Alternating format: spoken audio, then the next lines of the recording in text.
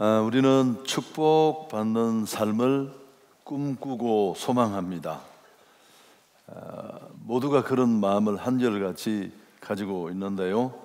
그렇다면 우리가 하나님이 주시는 그런 축복과 은혜를 진실로 누리기를 원한다면 축복이 무엇인가 정확하게 알 필요가 있습니다. 부자 되는 것, 그냥 돈 벼락을 한껏 맞아서 하고 싶은 것, 사고 싶은 것 다 할 수 있을 만큼 풍족해 주는 것, 그게 과연 축복일까요? 잘 살고 형통하고 또 지위를 누리고. 요셉의 생애를 보면 어려웠던 때가 있었습니다. 아버지 집에서 야곱으로부터 왕자 대접을 받고 그렇게 살다가 배다른 형들의 미움을 받아 애굽으로 팔려갑니다. 보디발의 집에서 인정을 받는가 했는데 또 어느 날 그 보디발의 아내의 중상모략으로 그런 감옥에 들어갑니다. 정말 이루 말할 수 없는 기막힌 일들이 요셉의 생애에 계속 이어지는데요. 이때 이제 성경을, 이 상황을 읽어보면 창세기 39장인데 전혀 그 39장 전체가 캄캄하거나 어둡지 않습니다. 오히려 성경은 죽을 만큼 희한한데 인생이 끌려다니는데 요셉을 향해 형통했다. 여러분, 이거 어쩌다가 한 번만 얘기한 게 아니고 서너 번을 언급합니다. 근데 그 이유가 무엇이냐 하면 창세기 39장 2절에 보면 여호와께서 요셉과 함께 하셨다. 제가 오늘 왜 또 이 구절을 인용했느냐 하면 성경이 말씀하는 형통이 무엇인가 하는 것입니다. 우리가 생각하는 막연히 잘 되고 또 돈이 많아지고 출세하고 이런 것과는 물론 포함하지만 거리가 있다는 것입니다. 하나님이 함께 하시는 것입니다. 하나님이 함께 하시지 않고 또 하나님의 복 아니면 우리가 무엇을 가지고 어떤 것을 누려도 그것 자체만 두고 우리는 복이라고 할 수는 없습니다. 오늘 우리가 본문의 말씀을 읽었는데 이삭이라는 한 신앙인이 거침없이 하나님의 복을 받는 그런 내용을 담고 있습니다. 흉년이 찾아와서 모두가 어렵고 끼니 걱정을 해야 될 절실한 그런 때였습니다. 그렇지만 그는 농사를 지었고 100배 열매를 얻었다고 합니다. 보통 풍작에도 20배, 30배, 최고로 많으면 50배 정도의 수확을 얻을 수 있었는데 그는 100배를 얻었으니까요. 그래서 장대하고 왕성해서 큰 부자가 되었습니다. 12절 13절 우리가 읽지는 않았습니다만 그 내용을 적고 있습니다. 이삭이 그 땅에서 농사하여 그 해에 100배나 얻었고 여호와께서 복을 주심으로 그 사람이 장대하고 왕성해서 마침내 거부가 되었다. 하나님은 이삭과 함께 하시고 그를 축복해 주셨습니다. 이런 큰 축복을 받은 이삭은 나중에 그랄 왕으로부터 특별한 고백을 듣게 됩니다. 제가 참 좋아하고 강조하는 그런 내용이기도 한데 창세기 26장 28절에 나오는 내용인데 여호와께서 너와 함께 계심을 우리가 분명히 보았다. 그리고 29절은 더 멋있습니다. 당신은 여호와께 복을 받은 사람입니다. 여러분, 흉년이 찾아와서 모두가 어려울 때입니다. 그리고 특히 이런 고백을 들려준 사람들은 어떻게든지 이삭을 붙잡고 끌어내리고 그를 해치려고 하던 이방인들로부터 얻은 간증이라는데 우리에겐 더더욱 의미가 있습니다. 여러분, 이유가 뭘까요? 흉년을 만나 모두가 어려울 때 도처의 대적들이 도사리고 있는데도 그가 이런 축복의 사람으로 아주 높이 세워질 뿐만 아니라 이방인들을 통해, 하나님을 인정하지 않는 사람들을 통해서 하나님이 당신하고 함께하는 것 우리가 정말 보았다. 당신은 하나님께 복을 받은 사람입니다. 이런 간증을 얻었잖아요. 여러분 아시죠? 축복받는 사람 이유가 있습니다. 다 힘들고 어렵다고 하는데 뭔가 성과를 남기고 잘 되는 기업 다 까닭이 있고요. 또 한국교회 전체가 정체 내지는 퇴보할 때 이 상황을 거꾸로 흐르면서 성장하고 변화를 만든다면 그건 분명히 이유가 있어요. 그래서 오늘 이 시간에 왜 하나님은 그 어려운 때 또 여러 가지 좋지 않은 환경에 던져진 이삭을 그렇게 축복하셨을까? 두 가지 정도, 뭐 더 많아요. 여러 가지 요건을 따지면 많은데 좀 정리를 해드리면, 첫 번째 내용이 12절에 나와 있습니다. 같이 한번 다시 읽습니다. 이삭이 그 땅에서 농사하여 그 해에 100배나 얻었고 여호와께서 복을 주셨다. 여러분, 저는 이 성경을 여러 번 읽는 중에 어떤 구절이 제 마음에 크게 와 닿았느냐 하면 이삭이 그 땅에서 농사했다라는 부분입니다. 여러분, 이삭은 목축을 하는 사람이에요. 농사꾼이 아닙니다. 유목민이 농사일을 했다는 것 좀 특별하고 이채롭지 않습니까? 땅을 개간하는 일, 낯선 일입니다. 또 잘할 수 있는 일도 아니고 경험도 없는 그런 일입니다. 그러나 그는 흉년을 만나 내려간 그랄이라는 곳에서 농사할 수 있는 기회를 만났고, 그는 최선을 다해 밭을 일구고 씨를 뿌렸습니다. 그가 땀 흘려 농사한 그곳에 하나님은 복을 주시는 것입니다. 아멘도 아무도 안 하시죠. 뭐 어땠다는 거냐 그게. 그럴 줄 제가 알고 있었습니다만은, 여러분, 이 세상에는 두 종류의 어리석은 사람이 있다고 합니다. 심지 않고 거두기를 바라는 사람. 아니, 아무것도 안 심었는데 어떻게 거두어요? 또 하나의 어리석은 사람은 나쁜 것을 심고도 좋은 것을 기대하는 어리석은 사람. 여러분, 정말 평범한 진리 중에 진리가 심은 대로 거둔다는 겁니다. 자, 다시 보십시오. 하나님이 언제 이 어려운 때 이삭을 축복하셨나요? 이삭이 농사를 지었을 때. 그건 난 못하는 일인데, 난 원래 목축하던 사람이에요. 농사는 난 전혀 아무것도 정보가 없습니다. 그렇게 말하지 않고 그는 자신에게 주어진 일을 했습니다. 그때 하나님은 그의 하는 그 일 위에 복을 주셨습니다. 하나님은 스스로 돕는 자를 도우신다는 말이 있지 않습니까? 지금도 마찬가지입니다. 여러분, 할 수 있는 일, 오늘 할 수 있는 일을 할 수 있기를 축복합니다. 제가 왜 이 말씀을 드릴까요? 그렇지 않은 분들이 너무 많아요. 오히려 예수를 믿고 신앙을 가지고 큰 목표나 비전을 운운하고 하나님이 나를 부르신 자리가 있어 이렇게 말하면서 오늘 지금 당장 할 수 있는 일들을 소홀히 하는 경우가 너무 많기 때문에 그렇습니다. 차일피일하고 준비라는 이름으로 머뭇거리면서 인생의 좋은 기회와 젊음의 때를 다 놓치는 사람들을 내가 너무 많이 봤거든요.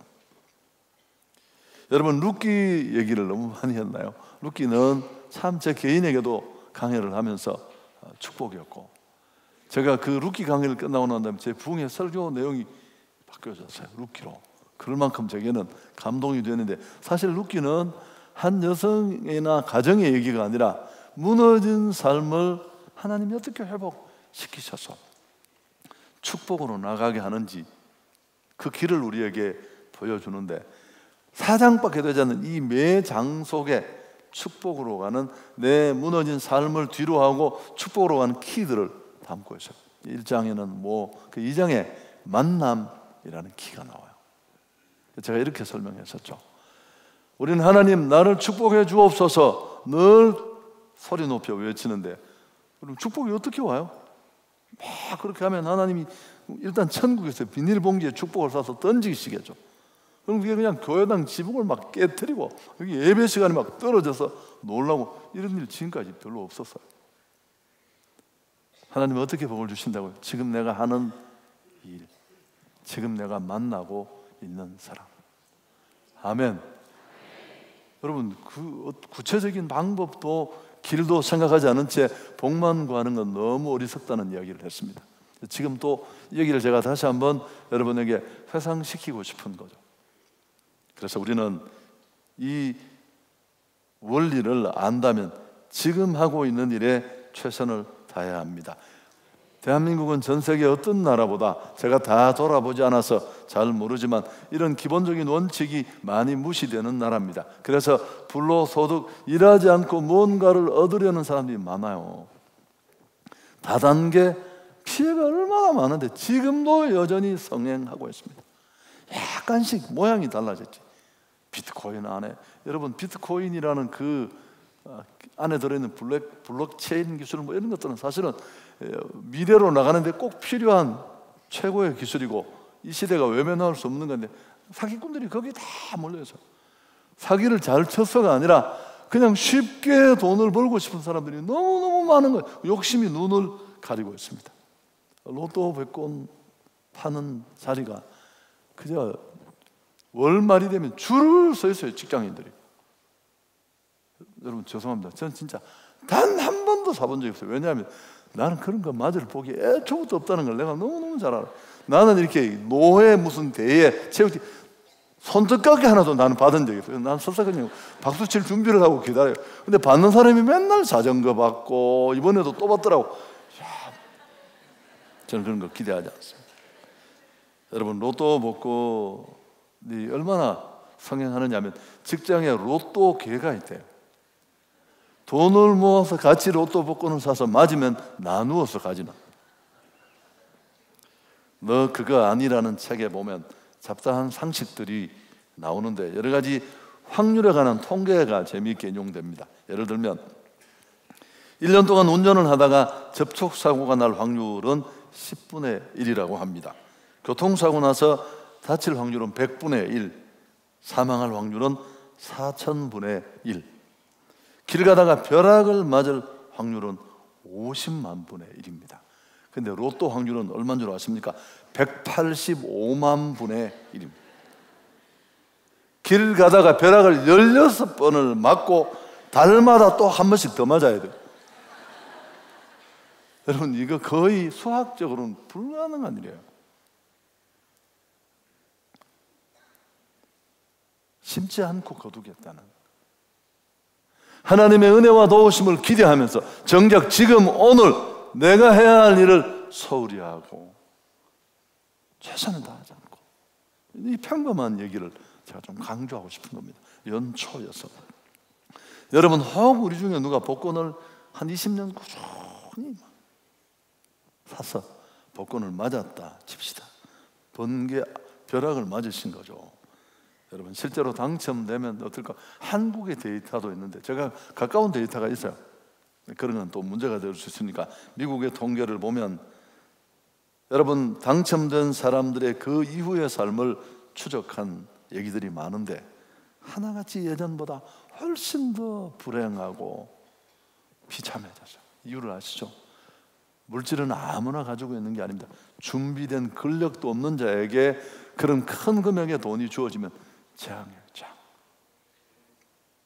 아멘을 안 하시니까 그래도 한번 맞아보고 있습니다. 소원이 그러시면 맞으십시오. 여러분 그렇게 오는 건 그건 복이 아니니까요. 올 한 해 무슨 일이든지 성실하게 최선을 다할 수 있기를 축복합니다. 하버트 후버라는 스탠포드를 다니는 대학생이 있었는데 알바 자리를 구하고 있었습니다. 근데 학교 교수실에서 전화가 왔는데 혹시 타자기를 칠 줄 알면 다룰 줄 알면 알바 자리를 주겠다고 교수님에게 3일만 시간을 달라고 했습니다. 3일 뒤에 갔더니만 교수가 왜 3일이 필요했느냐? 왜 3일이 필요했죠? 타자기 연습한다고. 여러분 이 사람이 미국의 31대 대통령인 후보 대통령입니다.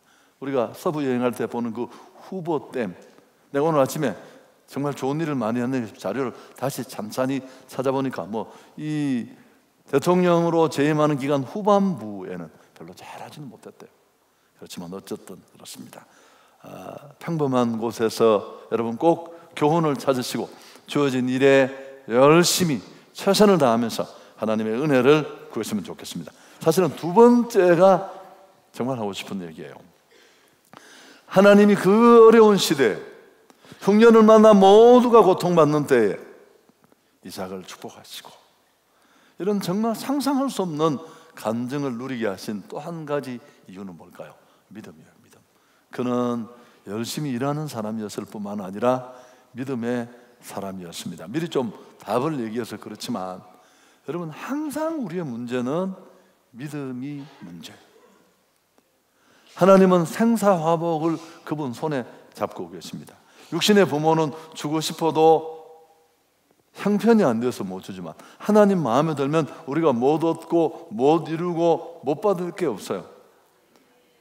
그러나 여전히 그 문제가 진행 중이거나 진전이 없다면 그건 내 문제인데 그 문제는 100% 상황의 문제도 환경의 문제도 경제의 문제도 기회의 문제도 아니고 실력의 문제도 아니고 믿음이 문제예요. 아버지 아브라함 때도 흉년이 왔대요. 오늘 1절이 지나가면서 슬쩍 창세기 26장 1절에 그런 얘기를 했는데 그때 아브라함은 어떻게 했을까요? 애굽으로 내려갔습니다. 애굽은 너무 큰 나라고 먹을 게 많으니까. 근데 또다시 흉년이 그 아들 이삭 때에 찾아왔습니다. 하나님은 우선 애굽으로 내려가는 애굽행부터 막으셨습니다. 2절에 보면 여호와께서 이삭에게 나타나 이르시되 애굽으로 내려가지 말고 내가 내게 지시하는 땅에 거주하라. 이삭은 이 하나님의 경고와 말씀을 듣고 어떻게 했습니까? 순종했습니다.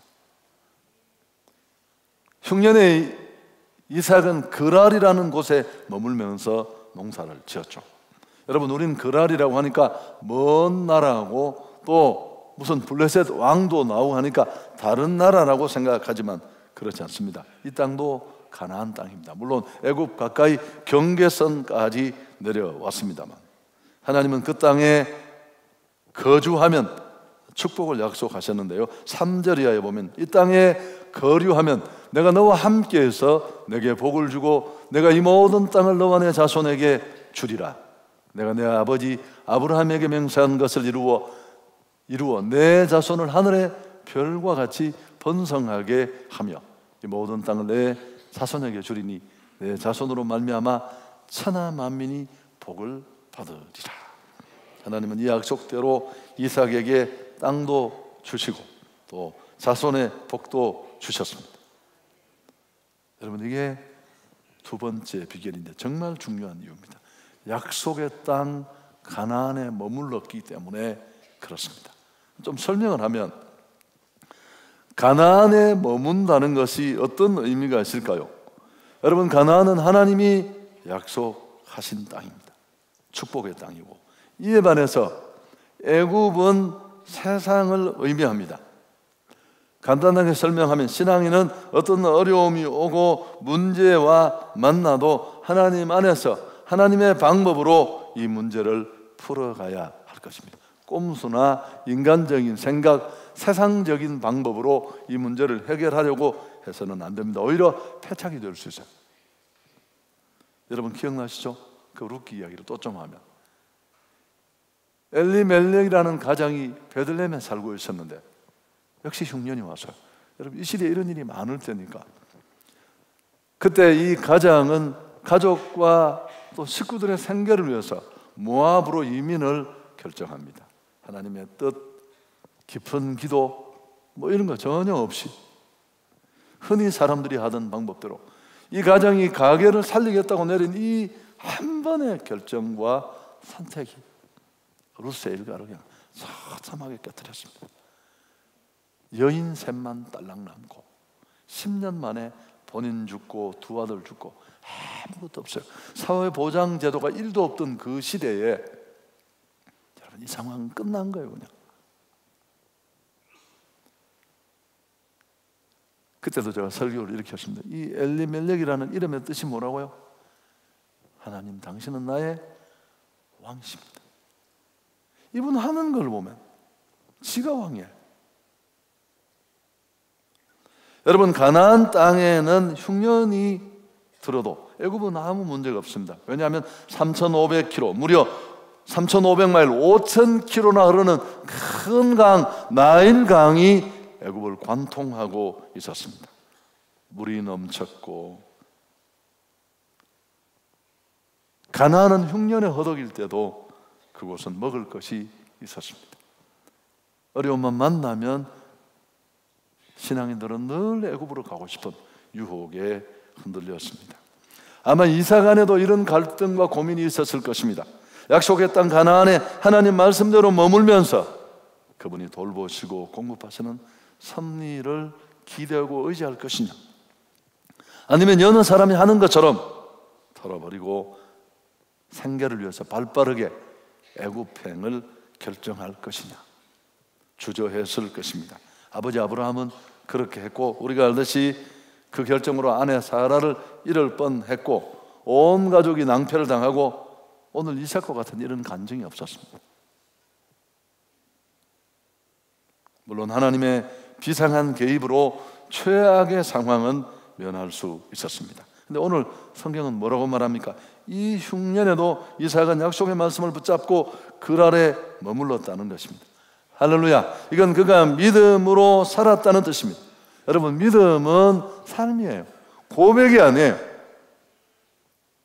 예수 우리 왕이여 이곳에 오소서 막 부른다고 그분이 왕이 아니라 내 이름이 엘리멜렉이라고, 내가 목사가 되고 장로가 되고 권사가 되었다고 해서 항존직에 내 이름을 올렸다고 해서 그게 곧 그의 믿음을 증명해 주지 않아요. 믿음은 고백이 아니라 삶으로 보여져야 할 줄 믿습니다. 언제? 특히 어려울 때, 믿음으로 살다가는 끝장나고 아무것도 사라질 것 같은 이 어려운 날에, 다도 경쟁이 치열하고 상황이 좋지 않을 때 우리는 다 기본으로 돌아가야 합니다. 우리 행복을 위해서 주신 행복 매뉴얼과 같은 약속의 말씀을 붙잡고 다 성실하게, 다 기본을 지키면서 정직하게 조급한 마음 버리고 그렇게 살아가야 할 줄 믿습니다. 여러분, 주부에 삽입된 그 가정 교환은 그 작은 고민들을 여러분이 한번 실천해 보도록 만든 도구예요. 짧은 시간에 충분하지 않겠지만 제가 그랬잖아요. 하나님은 우리가 모여서 그냥 찬송 한 장 부르고 성경을 펼쳤다는 그 자체만으로 그게 뭘 말해요? 제가 맨날 얘기했잖아요. 애들이 아빠가 월급 타서 막 엄마한테 던지고서 대장인 줄 알았는데 그 시간 딱 참여만 해도 아, 우리 집에 진짜 왕이 계시는구나. 누구야? 그분이 하나님이시고, 하나님은 자신을 인정하는 그곳에 존재감을 드러내시고 은혜를 베풀어 주실 줄 믿습니다. 여러분, 그리고 이 우리가 읽은 단락 뒤쪽을 보면 실제로 고백이 아니라 삶으로 살아낸 이삭의 믿음의 모습 하나가 또 다른 힘든 상황 속에서 우리에게 소개되고 있습니다. 그게 어떤 내용입니까?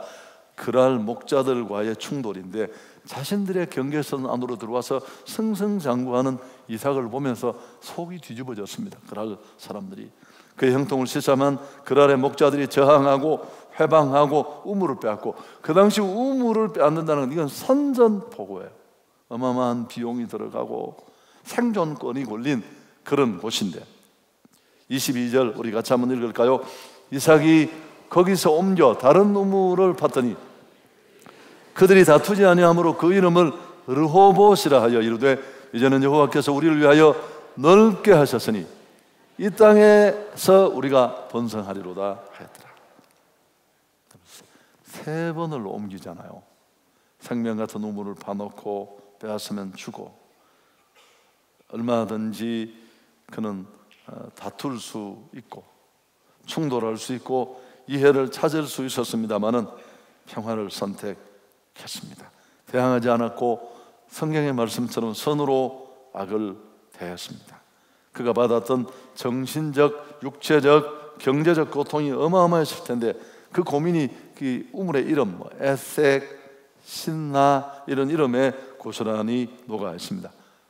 뻔한 얘기가 될지 모르지만 도대체 무슨 힘으로 어떤 것이 그에게 이런 양보를 가능하게 했을까요?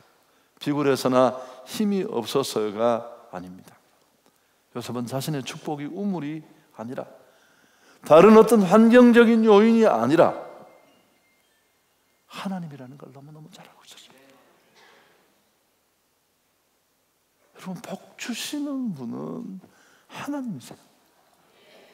제가 세상을 지금까지 살면서 보니까 두 종류가 있어요. 본인이 애를 쓰고, 우리 누님 중에도 이런 분이 계세요. 알더라고. 돈 쓰면 죽는 줄 알고. 근데 제가 조사를 해보니까 우리 형제들 중에 제일 못 사시는 거 있죠. 물론 우리가 하나님이 주신 자원들을, 기회들을 소중하게 잘 지켜야 되지만 내가 애쓰고 노력하는 것 위에 축복하시는 하나님의 은혜가 있어야 할 줄 믿습니다.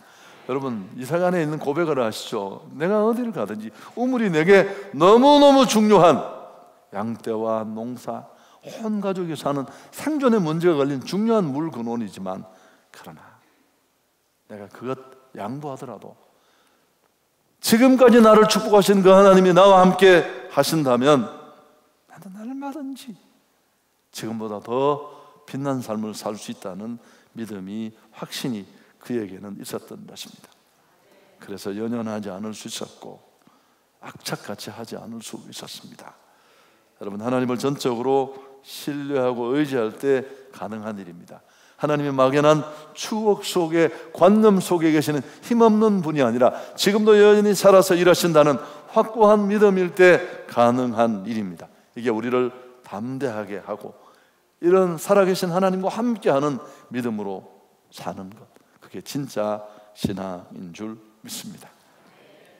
이삭이 그렇게 많은 복을 받았습니다. 여러분, 그가 받은 복 중에 최고의 복이 어떤 복일까요? 농사 많이 지어서 백배의 복을 받아서 거부가 된 것, 부자 된 것. 여러분, 이건 사실은 다 변두리 복입니다. 하나님이 축복하지 않고 하나님이 없어도 부자는 될 수 있습니다. 누가복음 16장에 나오는 이 부자와 나사로의 비유에 나오는 부자, 잘 살았고 호의호식했지만 하나님과는 아무 상관도 없었잖아요. 권세도 복은 아닙니다. 하나님 없이도, 예수 믿지 않아도 얼마든지 5만 명, 10만 명 거느린 회사의 사장 되고 경영주 될 수 있고 한 국가를 좌지우지하는 지도자도 될 수 있고 대통령도 될 수 있고 세계적으로 주목받는 스타도 될 수 있습니다. 어마어마한 결과를 만드는 자리에 이룰 수 있습니다. 그러나 하나님이 계시지 않으면 그건 복이 아니에요. 최고의 복은 하나님이 함께 하시는 것입니다. 여러분, 오늘 이 구절은 너무너무 중요한데, 축복의 사람 다윗의 고백을 우리가 또 한 번 기억해 봅시다. 시편 16편 2절인데 우리 같이 한번 읽습니다. 주는 나의 주님이시오니 주 밖에는 나의 복이 없다 하였나이다. 목동이던 그는 정말 많은 복을 받았습니다. 우리가 좋아하는 그 축복을 어마어마하게 받아 누렸습니다. 이스라엘의 왕이 되고 충근동의 강자가 되고 열방이 그 발 앞에 무릎을 꿇고 다윗 조공을 바치고, 그때도 그는 하나님 앞에 가장 낯선 모습으로 나가서 하나님 나를 축복하셔서 목동이든 별 볼 일 없던 내가 이렇게 삽니다. 그러나 내 진심을 말씀드릴까요? 주님은 나의 주님이시고 주 밖에는 나의 복이 없습니다. 여러분, 이게 그냥 설교 시간에 막 목사가 떠드니까 마지못해 동의하는 아멘, 그런 아멘이 아니라 어떤 축복을 누리고 있는 자리에서도 내 안에 술술 진심으로 이런 고백이 쏟아나온다면 우리는 넉넉하게 될 줄 믿습니다. 이삭의 참복은 하나님이 함께 하심이었습니다. 여러분, 이 복을 이렇게 하나님을 통해 받아야 간증을 얻어요. 그래야 선교의 문이 열립니다. 하나님이 당신과 함께하는 거 보았습니다. 하나님을 인정하지 않는 사람인데 당신 정말 축복받은 사람입니다. 하나님께. 왜요? 하나님을 빼버리면 설명이 안 되니까요. 한 15분이 설교를 잘 안 들어서 제가 또 옛날 얘기를 하게 됐습니다. 저희 집은 제가 어릴 때는 어쨌든 이렇게 좀 약간 넉넉한 집이었는데 우리 아버님이 예수를 믿고 그렇게 하시다가 격변기에 6.25 이런 와중에 신앙을 팔아 잡수시고 마음대로 사셨어요. 그러다가 늦게 회개하고 본인은 교회를 가지 않으면서 애들 보고 가라 그게 쉽습니까? 그러다가 돌아가셨는데 굉장히 갑자기 병원에서 한 2년 돌아가시고 나니까 그 의료보험이 잘 되어 있지 않은 시대여서 하여튼 다 날아갔어요. 다 날아갔는데 그러고 나니까 친척들이 좀 이렇게 그래도 있는 집이라고 무시하지 않다가 우리가 예민해서 느꼈을 수 있어요. 그래서 제가 이렇게 몇 번 친척하고 만나보니까 기분이 안 좋더라고요. 그래서 내가 마음에 결정을 했습니다. 안 봐야 되겠다. 내가 다시 정서적으로 건강해져서 이걸 받아들일 수 있을 때까지는 안 보는 게 나한테 도움이 좋겠다. 그래서 한 10몇 년, 15년 정도를 친척들을 만나 수가 없었어요. 근데 제가 그 와중에 이제 은혜를 받고 신학을 하고 목사가 되고 담임이 되고 대구 경북에서 좀 알려졌어요. 어느 날 제가 살고 있던 곳이 우방 아파트인데 그 아파트 앞에 아파트에 우리 외삼촌이 살고 계시다고. 사촌 형님이 어떻게 또 예수를 믿고 절을 하게 돼서 우리 외삼촌이 수박을 머리통 나는 거 하나 들고 누님인 우리 어머니를 찾아와서, 참고로 우리 외삼촌은 아주 불교에 극심한 분이시고 불교 절에 총무까지 하시는 그런 분이셨어요. 그분이라서 우리 어머님 누님 손을 잡고 눈물을 흘리면서 그동안 인사도 못하고 자기가 너무 미안하니까 누님 참 늑복이 있으시네요 그러면서 이걸 여러분이 못 알아들으신다니까요. 그래서 내가 그날 저는 참 감사했던 게 뭐냐면 저분이 하나님을 개입시키지 않으면 그 10년 동안에 우리 집에 일어난 일을 자기가 이해할 수가 없어요. 한 가정이 저렇게 허물어져서 초토화되고 끝이 나는구나 싶었는데 멀쩡할 뿐만 아니고 그렇게 살 게 별로 없는 집인데 하나님이 은혜를 주셨거든요. 여러분 꼭 이런 축복을 우리 온 성도들이 누릴 수 있기를 바랍니다. 정리를 하겠습니다. 너무너무 간단한 일입니다. 첫째, 여러분 열심히 하십시오. 큰 일이 되는 거죠. 룻처럼 그 일이 이삭 죽는 일이라고 할지라도 최선을 다해서 이 일이 내게 마지막 주어진 일인 것처럼 소명자로 나를 여기에 부르셨다. 그럼 먼저 사람이 감동을 해야 돼요. 어떤 일을 시켜도 저 직원 하나만 있어도 우리 회사 되겠는데 싶은 그런 정말 신실한 일. 작은 일에 충성한 사람이 큰 일을 하잖아요. 이삭이 열심히 죽다가 보아스를 만나서 팔자 고친 거 아닙니까? 두 번째, 성실해야 된다는 원리보다 더 중요한 원리는 믿음으로 살아야 됩니다. 고백이 믿음이 아니라니까요. 신앙은 생활이고 신앙은 삶입니다. 내가 토해놓은 말에 책임을 지고 다시 일어서는 것입니다. 제가 늘 쓰던 표현을 또 끌고 오면 종교인은 이런 복을 못 받습니다. 하나님이 당신하고 함께하는 건 내가 봤습니다. 정말 하나님의 축복을 받은 사람이시네요. 여러분 이런 얘기는 신앙인이 듣는 거예요. 그리고 혹시 그렇게 성실하게 열심히 살아보면 잘 안 될 때 많아요. 하나님 보고 계십니다. 걱정하지 마시고 조급하지 마시고 서두르지 마시고 꾸준히 그 신앙의 모습으로 나아가시면 하나님은 반드시 새롭게 하실 줄 믿습니다. 그리고 정말 이 한 해 하나님이 내 삶에 부으시는 그 은혜를 받아 누리기를 원한다면 여러분이 신앙의 기본적인 내용들을 꼭 점검할 수 있기를 바랍니다. 예를 들면 주의를 잘 성수하는 것. 제가 내용들이 많아서 못 끌어들였는데 이삭의 축복은 부모와도 관계가 있잖아요. 아브라함이 없었다면 이삭은 이 복에 참여할 수가 없었어요. 그러니까 우리가 잘 믿어야 되는 이유가 여기 있는 그림을 잘못 밑그림 그리면 25절 같은데 가는 곳마다 예배들. 이 예배는 하나님과의 관계를 확인하는 중요한 시점에